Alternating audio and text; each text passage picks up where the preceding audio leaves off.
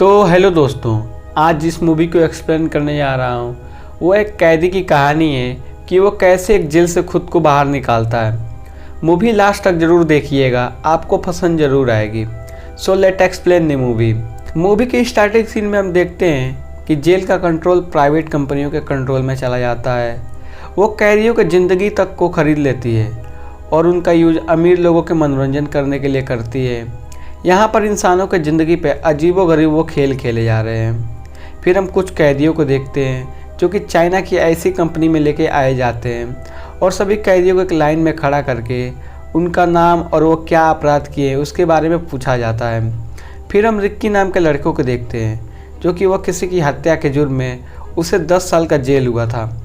Ricky बाकी कैदियों से अलग था, वो सब कुछ अपने मनमौजी करता और शायद यही कारण था कि उससे सभी गार्ड चिढ़ते थे।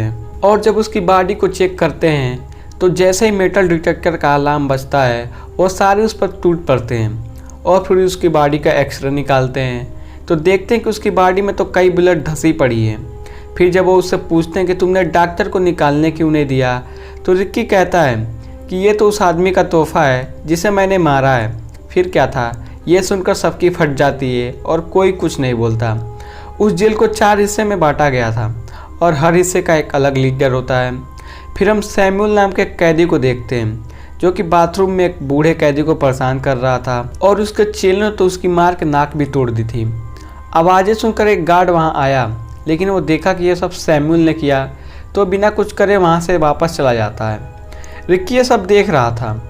फिर उसने लत्ती लगाकर सैमुअल को कील से भरी एक लकड़ी पर गिरा दिया और फिर क्या, सैमुअल के आधे चेहरे में कील घुस गई लेकिन वह मरा नहीं। फिर उसके चेलों ने रिक्की को डराने की कोशिश की, लेकिन उसके एक बार घूरने पर वो समझ गए ये तो बाबा चाइनीज सन्नी देओल है, इससे पंगा लिया तो चीड़ देगा, फाड़ देगा, मार देगा। फिर वो अपने जख्मी बॉस के देखभाल में लग गए। सैमुअल की मरहम पट्टी हो जाती है तो रिक्की से बदला लेने का प्लान बनाता है। वह जानता है कि वो उसका अकेले कुछ नहीं बिगाड़ सकता, तो उसने जेल के सबसे बड़े कातिल को रिक्की को मारने के लिए हायर किया। लोग उसे पगला ड्रैगन बुलाते थे क्योंकि वो भैंसा आज तक 15 कैदियों से ज़्यादा को मार चुका था। सैमुअल ने गार्ड को पैसे देकर उसे बाहर निकलवाया। अगले दिन वह भैंसा रिक्की को बाथरूम में देखा और एक जोरदार मुक्का दिया। फिर रिक्की उठा और एक ही बार में उसकी अतड़ियाँ बाहर निकाल दी और जब सैमुअल बीच में आने की कोशिश की तो रिक्की ने इतना जोर मुक्का मारा कि उसके पेट के आर पार हो गया और सैमुअल भी मारा गया। जब गार्ड उसे ले जा रहे थे तो हे उससे मिलने आया। उसने अपने गैंग में आने के लिए बोला। रिक्की को तो यह कुछ पसंद तो नहीं था, लेकिन उसने मना भी नहीं किया। इसके बाद रिक्की की बीती ज़िंदगी दिखाई जाती है। उसके माँ बाप के मर जाने के बाद वह अनाथ आश्रम में रहता है। एक दिन जब अपने माँ बाप के कब्र पर जाता है तो वहाँ उसका चाचा मिलते हैं जो कि एक बहुत बड़े कुंफू मास्टर थे और वह रिक्की के अंदर की प्रतिभा को पहचानते हैं और उसे कुंफू सिखाने लगे।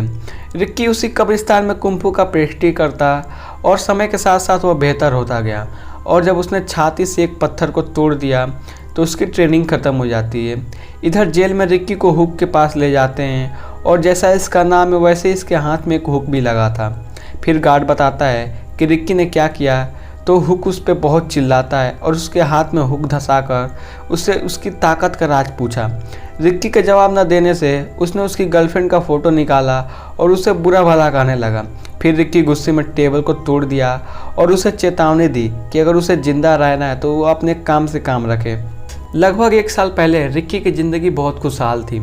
वो फेफे नाम की लड़की से बेहद ही प्यार करता था और वो जल्दी शादी करने वाले थे, लेकिन किस्मत को ये मंजूर नहीं था।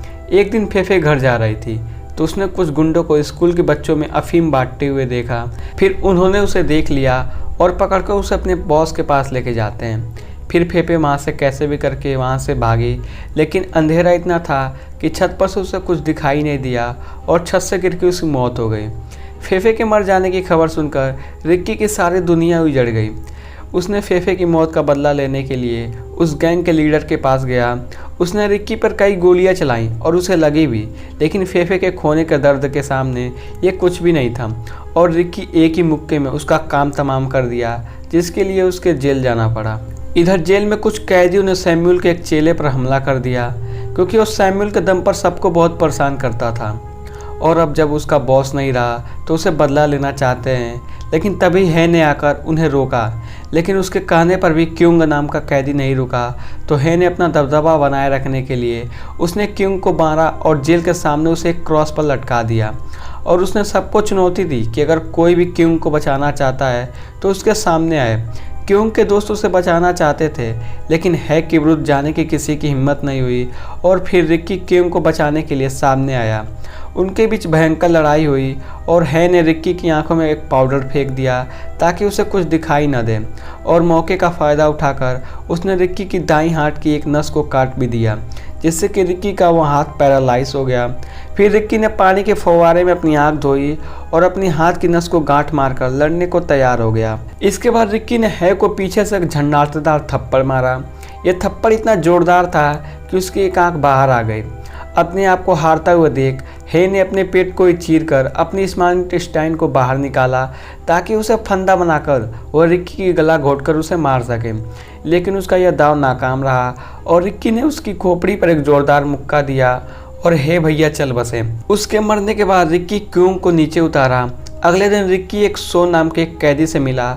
एक लीडर ने उसकी जीभ काट दी थी जिससे वो बात नहीं कर पाता, तो रिक्की ने उसे अपने बांसुरी दे दी। खुश होकर सो ने उसे एक अफीम के कुछ पत्ते दिए।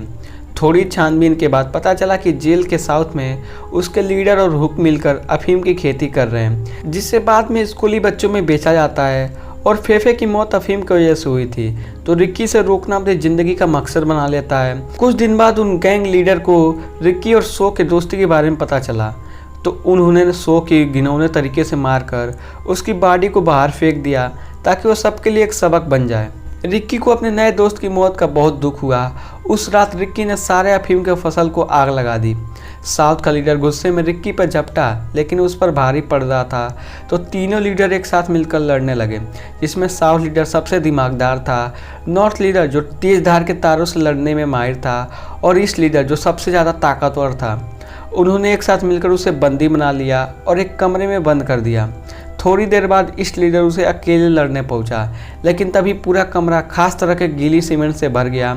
रिक्की ने वहां अपनी और ईस्ट लीडर दोनों की जान बचाई, लेकिन इससे पहले वो हुक को छू भी पाता, उसके शरीर पर लगी सीमेंट सख्त होने लगी और उसका शरीर पूरी तरह अकड़ गया। अगले दिन जेल का वार्डन अपने बिगड़ेल बेटे ओंग के साथ वापस लौटा। भैंसे की तरह होने के कारण ओंग कारपेट पर फिसलकर गिर गया और फिर उन जल्लादों ने कारपेट बिछाने वालों की जान ले ली।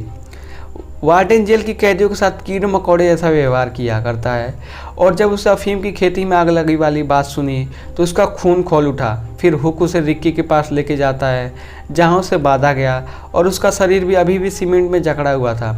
लेकिन रिक्की वार्डन को देखकर सीमेंट की परत तोड़ डाली। उसने वार्डन की गला को पकड़कर वादा किया कि अफीम की कारोबार चलाने के लिए वो उसे मारेगा जरूर। इस लीडर ने वहाँ आकर उसे रोका। वो इतना ताकतवर था कि लोहे की सलाखों को मोड़कर रिक्की के हाथों को उसमें फंसा दिया।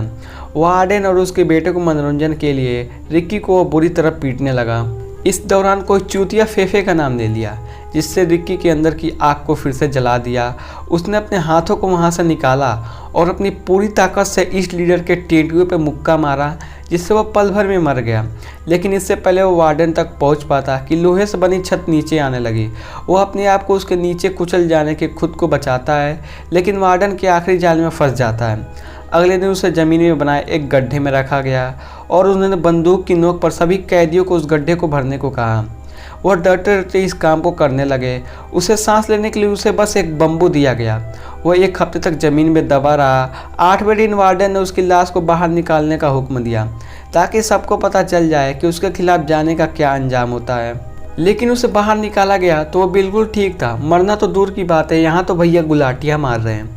सारे कैदी उसे जिंदा देखकर बहुत खुश हुए, लेकिन एक हफ्ता बिना खाना पानी से वह कमज़ोर हो गया था, इसलिए साउथ लीडर उसे आसानी से हरा दिया। जब उसकी आंख खुली तो वो खुद को मौत को शिकंजे में पाया। अगर उसने हिलने की कोशिश की तो मारा जाएगा। वार्डन ने रिक्की की ताकत से इम्प्रेस होकर उसे अपने साथ मिल जाने को कहा, लेकिन रिक्की उसकी बहुत बेइज्जती करता है। इस बात पर उसे टॉर्चर किया गया। साउथ लीडर ने उसके मुंह में ब्लेड भर दिया और एक पर एक मुक्के देने लगा, और उसके रुकने पर रिक्की ने वो सारे ब्लेड वार्डन के मुंह पर दे मारे। रात के समय एक कैदी ने उसे खाना दिया और हिम्मत न हारने को कहा। ये देखकर हुक उसके कमरे में गया जहां रिक्की ने उसका सपोर्टर को मार दिया और हुक की एक बची आंख को फोड़कर उसका मसाला निकाल दिया। सभी कैदी का पानी वाला खून उबल जाता है और वो वार्डन के खिलाफ विद्रोह कर देते हैं। वार्डन किचन में अपने छोटे भैंसे बेटे को खिलाकर और मोटा कर रहा था। जल्दी रिक्की वहाँ पहुँच गया और नॉर्थ और साउथ लीडर भी वहाँ आ गए और तीनों के बीच फिर से लड़ाई शुरू हुई। लेकिन रिक्की इस बार दोनों पर भारी पड़ रहा था और साउथ लीडर को इतनी बेरहमी से मारा कि नॉर्थ वाला उसे देखकर ही भाग गया। ऐसा लग रहा था कि अब तो वार्डन की कहानी ख़त्म, लेकिन अचानक वो एक विशालकाय राक्षस में बदल गया। उनकी लड़ाई बहुत ही खतरनाक चल रही थी, लेकिन रिक्की ने उसे मीट ग्राइंडर मशीन में घुसा दिया और बस उसकी खोपड़ी को लेकर रिक्की बाहर आया और फिर उसने जेल की दीवार को तोड़कर सबको आज़ाद कर दिया। तो दोस्तों, ऐसी अजीब गरीब फिल्म तो हमने शायद ही कभी देखी होगी, तो प्लीज़ कमेंट में इसके बारे में लिखना ज़रूर। तब तक के लिए लव यू, बाय बाय।